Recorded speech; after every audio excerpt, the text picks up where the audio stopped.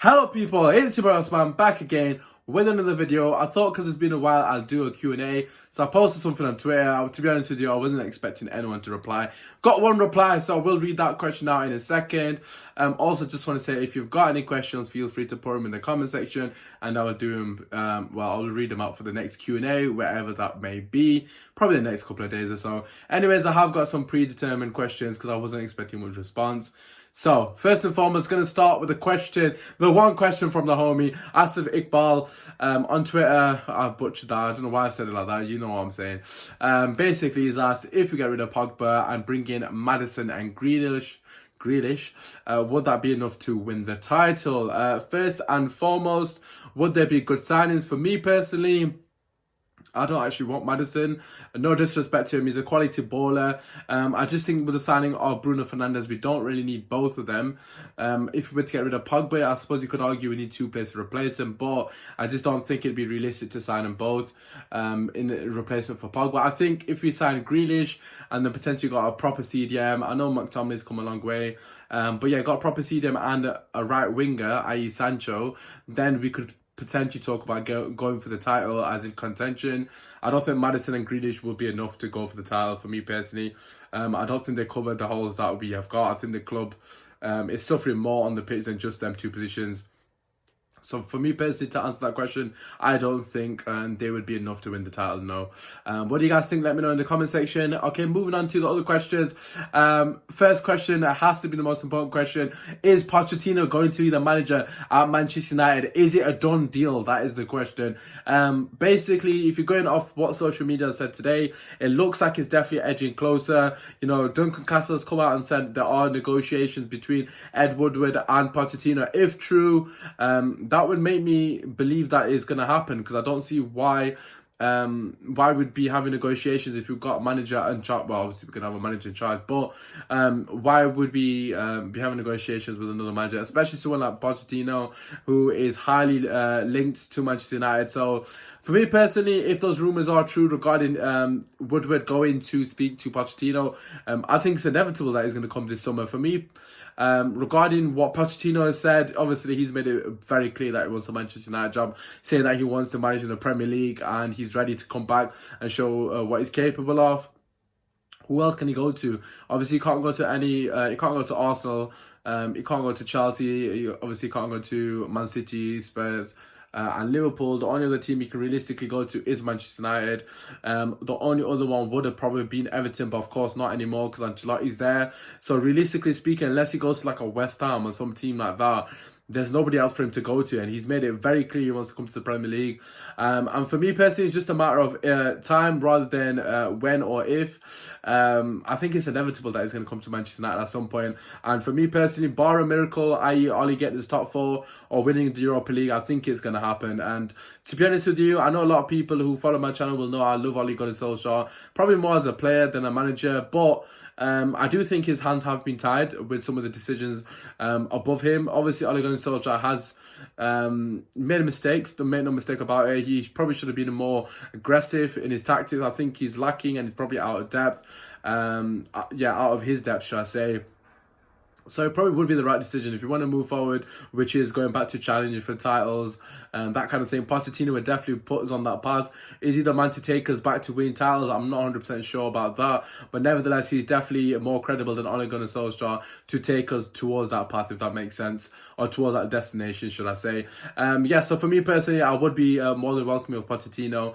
I think Ole's had enough time. Yes, he probably hasn't been backed as much as we probably would have expected. But nevertheless, there's not been major improvements. I think it's going to be interesting to see what happens now when he gets all his players fit, to see where we go regarding the Pogba Bruno link up. It'll be interesting to see how that pans out come the remainder of the season. Anyways, moving on to the next question, is most asked question, something I get asked a lot.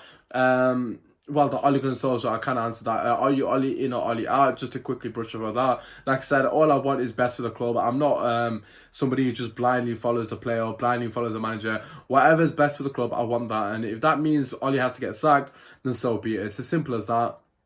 This moment in time, obviously, we're eighth, is absolutely horrendous. We're getting fucking bantered by everyone. Let's make no mistake about it. And at the moment, Oli has to do more. Of course he does. Let's make no mistake about it. No manager for Man United should be doing this poorly. I don't care what team you've got. I do feel sorry for him to an extent with the lack of squad depth and obviously the amount of injuries he's had. He has been a bit unlucky in that sense, but it is what it is. You've got to make the best of the bad hand that you've got. And we do need to improve the football. I'm not seeing enough. I'm just not seeing enough sort of ingredients to show me that we actually are going to play good football, in the sense that we hardly ever see players making 1-2s. Just a basic, build-up play. There's hardly any of it there. The triangles. Know how we scored that first goal? Was against Cardiff and beaten 5-1, and we scored that beautiful goal when Martial scored, after that link-up. Where has that been? That's what I was expecting. After those first few games, I was expecting that to be a consistent theme, and it's just not happened. But anyways, moving on to the next question. Like I said, these are pre-planned questions because nobody has currently replied, which, whatever, it is what it is. Is Martial good enough to play number 9? For me personally, I actually answered this the other day on the radio show that we do on the Sunday night. So if you've already listened to this, by all means, don't need to listen to it again. But for those of you that don't watch the radio show, basically, long story short, yes. For me personally, I think it's more to do with the players that are around him. I don't think there's enough quality around him, and I think people are blaming Martial as a scapegoat. Basically, they expect him to do everything, link up the play, set all the players up, score goals. I'm not sure anyone's capable of doing that, let alone someone in a team that has no quality in behind him. There's no creativity. He's majorly... It's just feeding on scraps, basically. Yes, I know the last couple of games haven't really been his best games. However, they have coincided with Rashford's injury. Since Rashford has been injured, it's quite clear that Martial has suffered in terms of form. His only other sort of ally in terms of link-up chemistry is Rashford. Let's be real, Rashford had his best season, and a lot of that is down to Martial's positioning, his ability to bring players into the game. He's basically playing a false 9, and I don't understand why he hasn't got the same amount of credit that Firmino's been getting with Salah and Mane. Obviously, it's not on the same level as Firmino currently, but it's a similar role. It's a very similar role if you look at it. Martial's doing all the dog work for me personally, linking the play. Can Martial do more to get more goals? Of course he can. His movement off the ball, especially in and around the box, has to be better.